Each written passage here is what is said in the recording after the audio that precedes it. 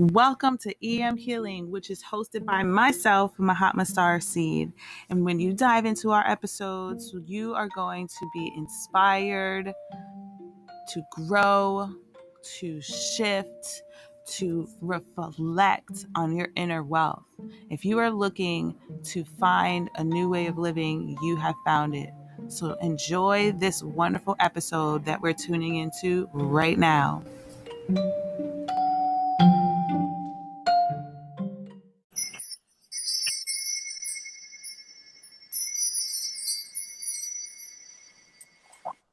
Hello, much love and lights. Welcome everyone.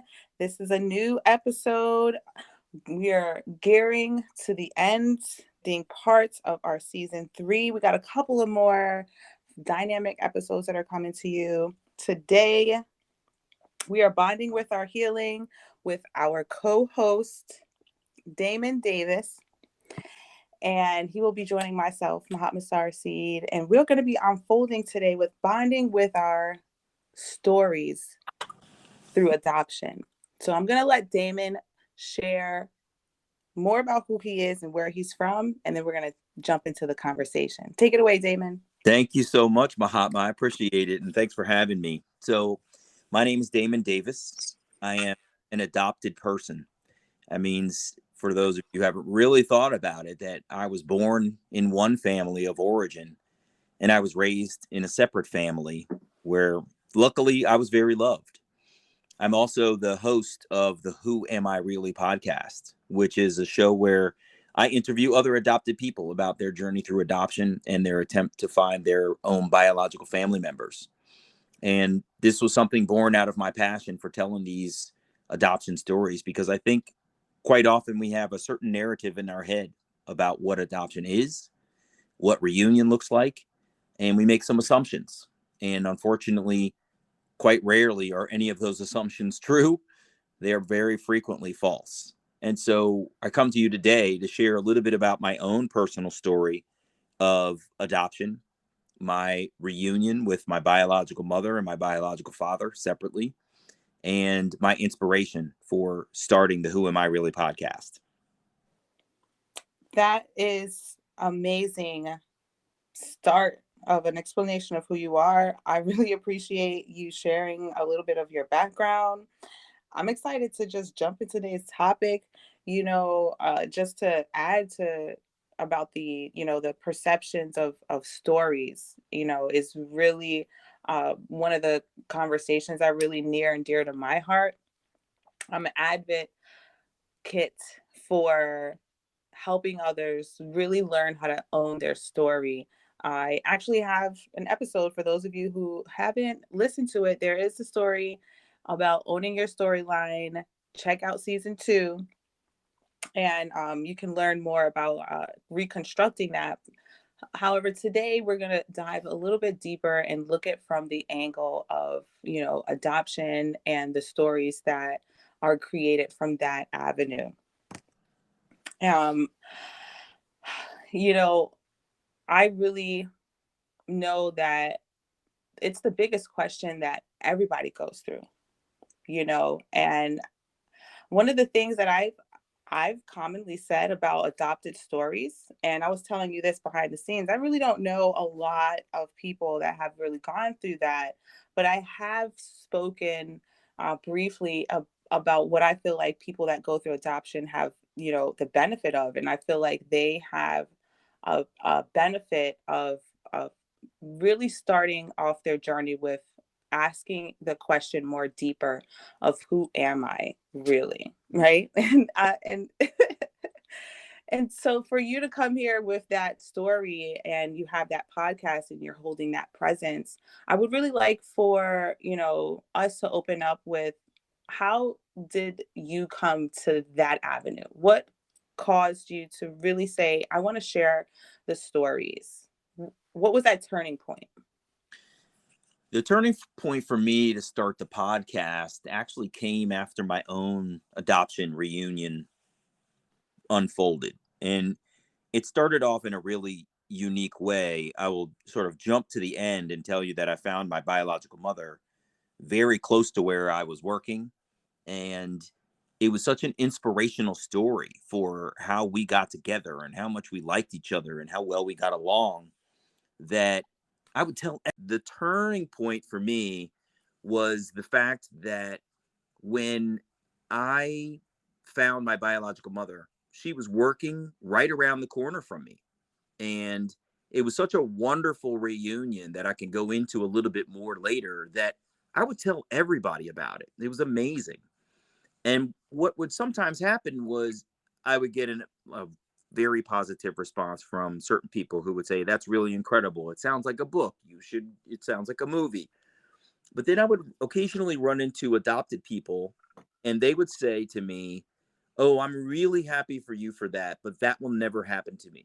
And they would go into the reasons why. They would say things like, "Well, my adoptive parents don't want me to search," or "I found my biological parents and they don't want to know me," or "I don't know how I would even find my biological parents because the original birth certificate from when I was born is sealed away from me because the state where I was born doesn't allow access to birth records."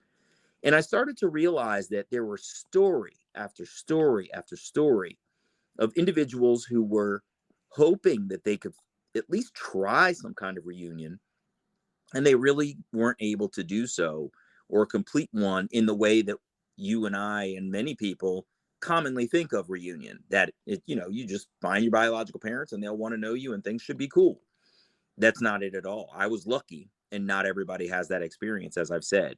And Hmm. so the more I started talking to other adopted people about their challenges, both with their adoptive family and with their attempt to find their own biological family, I realized there's so many stories across the adoption community that I should be in a position of trying to help tell more of these stories. And so that was what made me start the Who Am I Really podcast, was an effort to try to get those stories out there so that we could change the narrative and the assumptions about adoption to hopefully turn them away from what people think they know and ground the stories in reality. Wow, you hit something very pivotal, that is just being a mainstream conversation, mainstream topic, in our now themes, and which is creating a community for a platform. A platform for people to be able to come and expand. And kudos to you for being able to not just step into what you were experiencing, but also stepping into supporting the experiences of others. Thank you. Because everyone cannot always fit those type of shoes. So I'm giving you some flowers I, really early at the beginning. no, I thank you for that so much, because it's been quite literally, and I don't exaggerate when I say this, some of the most meaningful work I've ever done. It's been eye opening. I've learned a lot, but I've also heard from guests and from listeners who've said, just thank you for doing this work. Hearing other adoptee stories has helped me understand more of what I'm going through. It has helped me empathize with other people's situations. It has gotten me through a dark time. It has helped me to explain more of what I'm feeling as an adoptee to someone near me who cares about me, who I couldn't quite explain it to. And hearing those stories has helped me to do that. So it's been quite literally just an amazing body of work that I'm super proud of. Yeah, that is definitely amazing work. You definitely need it. Uh, so many of us out there have been walking in this darkness and walking in these past horrific stories, and a lot of people end up adopting stories that are not even theirs.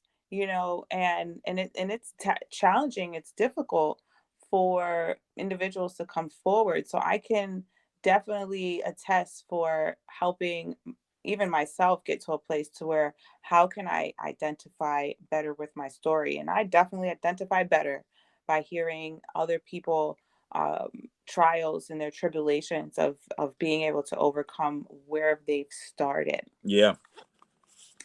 And so my reading like the information that you shared with me, I know that you also had an autobiography speaking about this, and what do you feel led you to writing the story? Did the story come out before doing the group work, or was that something that was after? Yeah, that's a great question. I'm trying to remember the timeline. I think I think the story started to come out before I started the podcast because, like I said, everywhere I went, people said, "Wow, that sounds like a movie. You should write a book." Da da da da da da. And I just realized, like, I do have a really compelling story to tell here that has both ups and downs. It has triumphs and challenges, and it speaks to a true human experience that a lot of people won't know that you're going through unless you put it in a medium where they can read it and understand it and get it in your own words. And so the process of writing the book, which is also called Who Am I Really, is was really also very cathartic because it helped me to focus in on my own personal history and the history of my adoptive and biological parents. And what I mean by that is, I decided in my book that I wanted to write my story from even before I was born. You know, my birth mother, Anne, had a life before I ever came along. There was Mm-hmm. a series of events that led up to her conceiving me. And then there was a series of events that followed my birth and led me into adoption and therefore the man I am today. So I wanted to be very intentional about helping to share the entirety of the story that brings Damon Davis to you today, starting with Anne, leading into my birth, going to my adoptive parents, Willie and Veronica, and going through the birth of my son, which was one of the pivotal moments that made me decide that I even wanted to search for my biological family. So keep in mind, when an adopted person who's never known their biological family has children of their own, that is most often the first biological relative they've ever known in their entire life. So it was huge when my son was born because I'm now looking at what could loosely be called like the first branch on my family tree. Mm-hmm. And I've never known another branch before, but I also had to look in the mirror and realize I was the first branch. I was a branch on someone else's tree. And I don't know what tree I'm actually biologically connected to. And it was in that moment that I realized I need to find those roots and understand more of my own personal story. So I have a question. My curiosity is peaking. I like that. and really just want to ask like a really gritty question because being able to share this information is so pivotal. Knowing when to share this information, how you received it, how you share it with your first offspring. Did you think about what your parents went through, your adopted parents went through, telling you that true story? Did you utilize what how they told you as a way for you to see when and where to open up to your child? Not as much, partially because of where we were in our lives at the time. So, to backtrack just a little bit, I was raised with the knowledge that I was adopted. So I've always been perfectly comfortable with it because I knew that fact from when I was a young man, like a boy. Hmm. Therefore, I didn't have something that happens sometimes is children are told when they're, 6, 7, 8 years old. They're much more cognizant of who they are as a person. And Hmm. this adoption news comes as a disruption to their what they thought was their space in their family. Some Hmm. people learn that they were adopted by accident.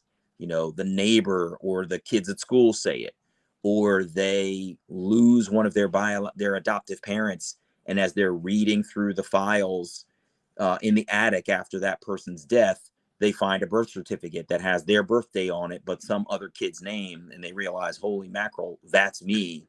I'm adopted. There's all of these discovery points where it's called late discovery adoptee. where someone finds out that they were adopted later. I knew it all my life.